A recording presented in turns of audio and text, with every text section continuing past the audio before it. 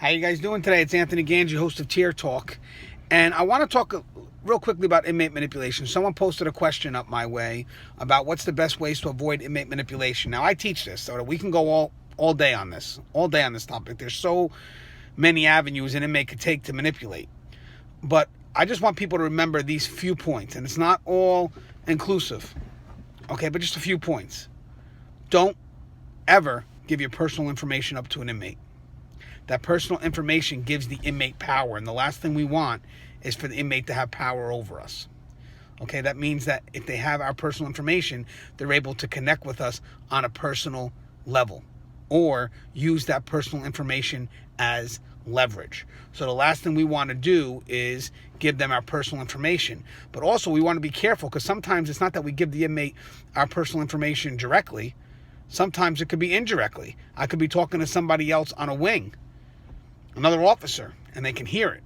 So always be aware of your surroundings, because your personal information should be protected.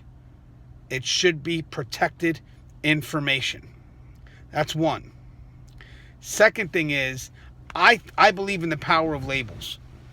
Okay, I know there's been rule or some laws trying to be passed, and especially in Washington at one point, where you can't call an inmate. You have to call them like a student if they're in school, or a patient if they're in the hospital, because the word inmate is demeaning. Well, we use the word inmate because that label protects us from reminding us of who we're dealing with. Remember, if the game of inmate manipulation is subtle and slow moving, we need those reminders. We need those shields to protect us. So if I see that person as an inmate, then I'm reminded myself of my prescribed role of what I'm here to do. But if I see that person as other than an inmate, then I may start to kind of lower my defenses. And next thing you know, I'm being pulled out of my prescribed role. Again, the game is subtle and slow moving.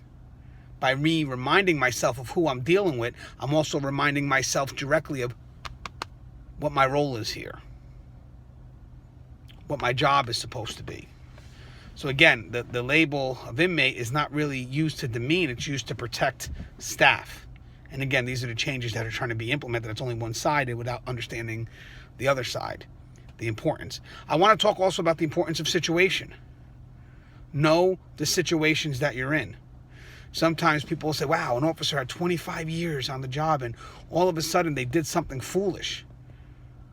Wow, how stupid are they? Why would they do something like that? Well, one reason could be something in their life could have changed, and the inmate could have got word of that and then slowly played into that. I'll give you an example. You can have an officer that's doing good in life and all of a sudden goes through a divorce, and then when he goes through a divorce, he becomes broke, needs money, inmate gets winged of it, and what does he do? He puts pressure on the officer. He puts pressure. Hey, listen, I know you're in trouble. I know you need some money. I know you're battling for your kids. So one-time offer. Puts that scarcity into it too. It's that one-time offer. So always be aware of your situations, because situations change. Remember, when you see things about manipulation, all you see is the final result. You don't see the process that it took to get to that. And that's what's always, it's never put in the paper. That's what's always avoided. In this case here, we in corrections, we have to be aware of that process.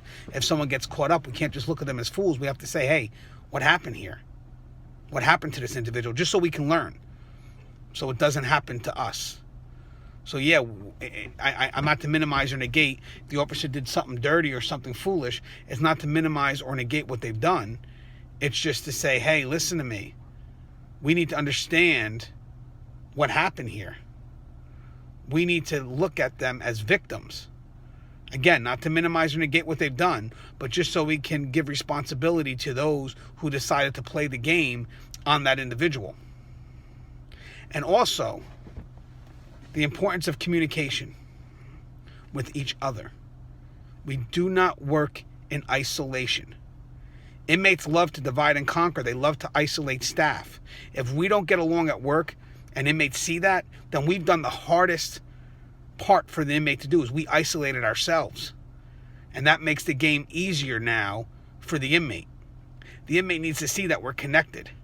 and that we're lost, we go to each other. Remember, social dynamic. When we're stuck in a situation, we don't know what's going on, we look to others to define that situation for us. The inmates want to be those individuals, but we want to remind those inmates that you're not. That we have great support amongst us, amongst each other. And then when you come after me, my people got my back. Because that's the key here. We have to police each other. The moment we don't, the moment we walk into that wall and we're isolated from each other, we're setting ourselves up for failure because we're dividing ourselves. And within that division, we become vulnerable. That's why anybody that works behind that wall, we need to show our connection, and the inmates need to see that. As always, guys, the show is Tear Talk. Love you guys. Stay safe.